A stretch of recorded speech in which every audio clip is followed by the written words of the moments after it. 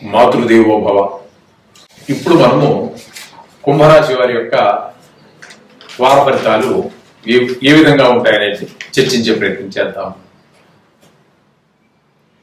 ఈ వారం అంటే 11వ తారీఖు 2వ నెల ఫిబ్రవరి 2024 నుండి 17/2/2024 వరకు.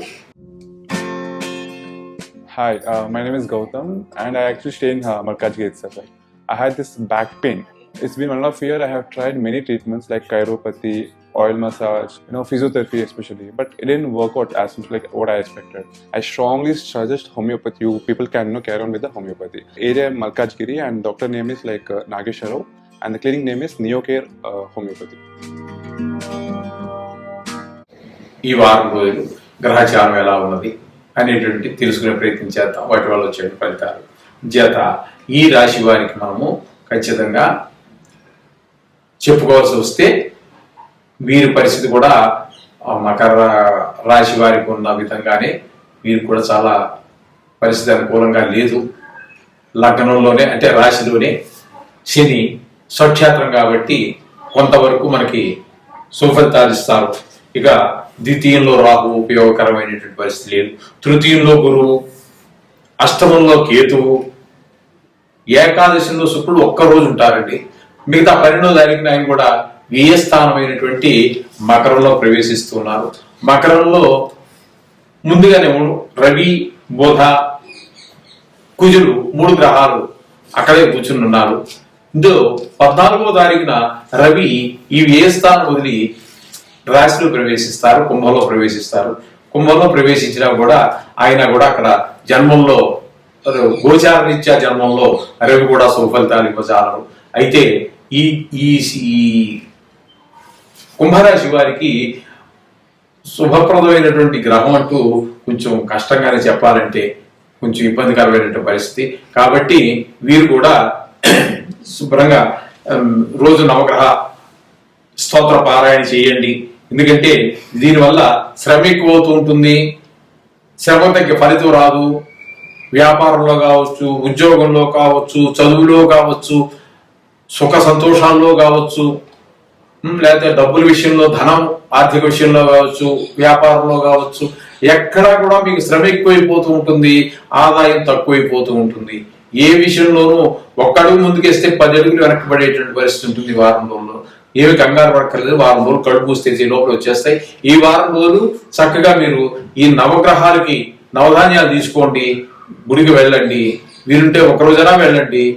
ఈ వారం రోజులు కళ్ళు మూసుకుని కాస్త కాలక్షేపం చేసేస్తే మళ్ళీ గ్రహాలన్నీ మారిపోతూనే ఉంటాయి. అంచేత ఏం కంగారు పడక్కర్లేదండి. మొత్తం మీద శ్రమ ఎక్కువ మిగులుతూ ఉంటుంది, ఫలితం చాలా చాలా తక్కువగా వస్తూ ఉంటుంది. అయితే ఇది కేవలం ఇదే ఫైనల్ అనుకోక్కర్లేదండి. కంగారు పడక్కర్లేదు. మీరేం భయభ్రాంతులు కావక్కర్లేదు. జాతకంలో ఉన్నటువంటి దానికి దీని అనుసంధానం చేసి చూసుకున్నట్టయితే అప్పుడు అందులో బాగున్నట్టయితే దీని ఫలితం చాలా చాలా వెరీ లిటిల్ బిట్ చాలా తక్కువ ప్రమాణంలో ఉంటుంది.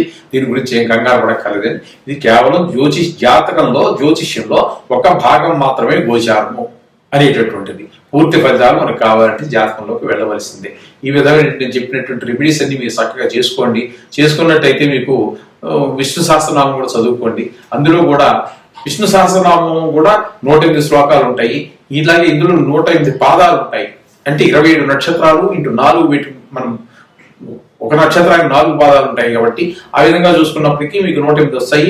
ఈ 108 ఆ 108కి సరిపోతుంది. ఒక్కొక్క 27 నక్షత్రాలు ప్లస్ 108 పాదాలతో సహా మీది ఖచ్చితంగా ఏదో నక్షత్రంలో పుట్టే ఉంటారు, అందులో ఏదో భాగంలో ఉండే ఉంటారు. కాబట్టి అది ఈ నవగ్రహ దోషాలతో పాటు ఆధ్యాత్మికంగా పెంచేటటువంటి మహత్తరమైనటువంటిది, ఒక భగవద్గీతతో సమానమైనటువంటి పవిత్రమైనటువంటి ప్రాచుర్యం పొందినటువంటిది ఆ విష్ణు సహస్రనామం.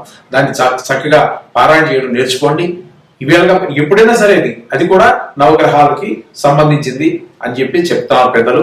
ఆ విధంగా చదువుకున్నట్టయితే సుఫలితాలు కలుగుతాయి. శుభం భూయాత్. ఈరోజు మనము తులారాశి వారికి 11వ తారీఖు 2వ నెల 2024 నుండి 17వ తారీఖు 2వ నెల 2024 వరకు ఈ వారం రోజుల యొక్క గోచారం ఏ విధంగా ఉన్నది, కేవలం గోచారం మాత్రమే, జాతకం కాదు. గోచార ప్రభావం ఏ విధంగా సంచారం గ్రహాల యొక్క సంచారం ఏ విధంగా జరుగుతోంది, వాటి వల్ల ఆ తులారాశి వారికి కలిగేటటువంటి ఫలితాలు ఏ విధంగా ఉంటాయి అనేటువంటి విషయాన్ని మనం ఇప్పుడు చర్చించుకుంటున్నాం. అయితే తులారాశి వారికి తృతీయంలో శుక్రుడి యొక్క సంచారం జరుగుతూ ఉన్నది. తృతీయంలో శుక్రుడి యొక్క సంచారం జరుగుతూ ఉన్నది.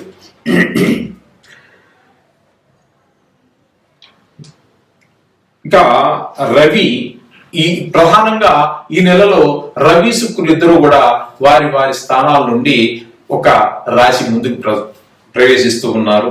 శుక్రుడు 12వ తారీఖున ధనురాశి నుండి మకర రాశిలోకి ప్రవేశిస్తూ ఉన్నారు. చతుర్థంలోకి వెళ్ళాక ఆయన మనకి సుఫలితాలు ఇవ్వడానికి సమర్థులవుతున్నారు ఇక్కడ ఈ రాశి వారికి. అలాగే రవి చతుర్థం నుండి పంచమంలోనికి అంటే మకరం నుండి కుంభంలోనికి ప్రవేశిస్తూ ఉన్నారు రవి.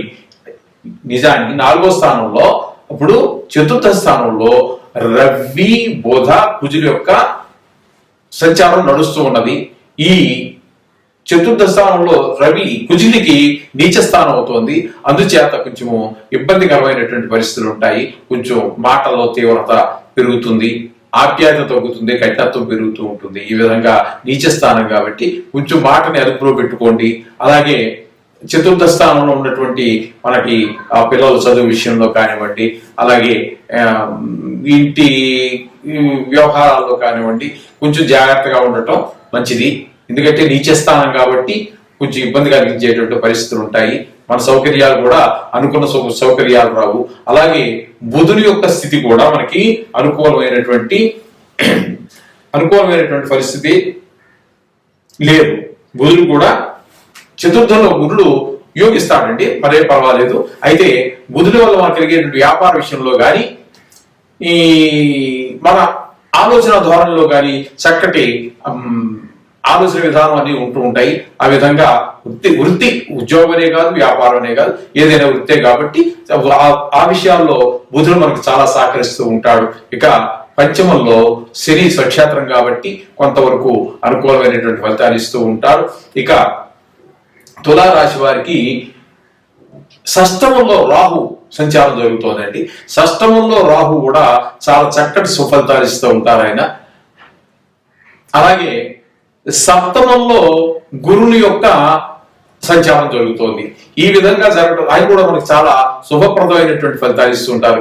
ఈ విధంగా జరగడం వల్ల ఏంటంటే మనకు ఫలితాలు మనం చెప్పుకోవాల్సి వస్తే బుధుడు, గురుడు, రవి కూడా యోగిస్తూ ఉన్నారు.